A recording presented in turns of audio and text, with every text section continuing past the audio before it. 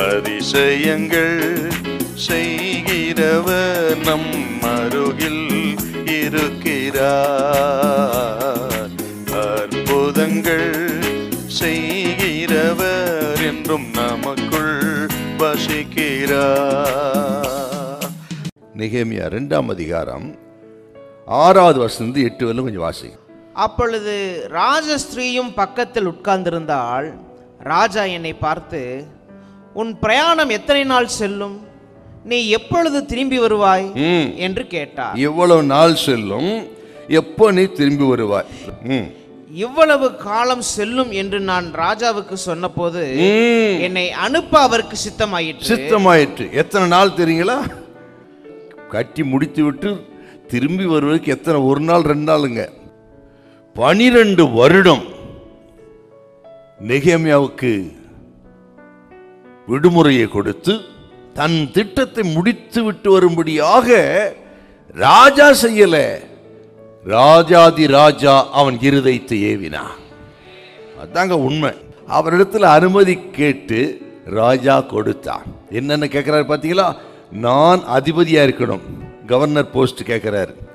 அப்புறம் நான் போகும் பொழுது யாரும் தடை செய்யக்கூடாது, அந்தந்த மாகாணத்தின் அதிபதிகள் யாரும் தடை செய்யக்கூடாது.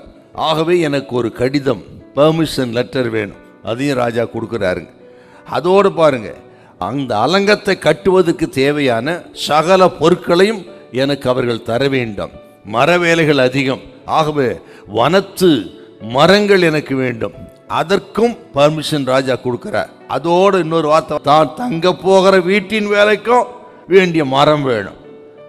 இப்படிலாம் கேட்டுட்டு இடையில கேட்டா ராஜா டக்குன்னு கொடுத்துருவார். எடுப்பில் நான் போய் தங்கணும், எனக்கு ஒரு அரண்மனை கட்டணும், வீடு கட்டணும், தாங்க கொடுப்பாரா?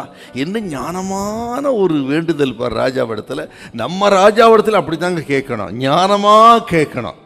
எப்படி கேட்கணும்?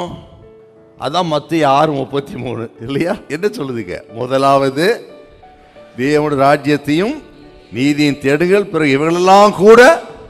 அப்போ தேவ ராஜ்யத்துக்குரிய காரியங்களை கேட்டால், ஆவிக்குரிய காரியங்களை கேட்டால், அவருக்குரிய காரியங்களை கேட்டால், நீங்கள் கேளாமலே உங்களுக்கு உங்கள் தேவைகளை சந்திப்பார்.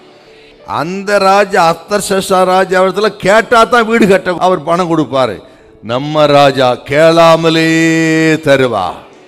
ஒரு ராஜா தன் வேலைக்காரனுக்கு விடுமுறை கொடுத்தான் என்றால், தேவ திட்டத்தை செயல்படுத்துவதற்கு நீங்கள் ஆயத்தமாகிவிட்டால் தேவன் மனிதர்களை இயக்குவதற்கு ஆயத்தமாயிருப்பார், சூழ்நிலையை இயக்குவதற்கு ஆயத்தமாயிருப்பார்.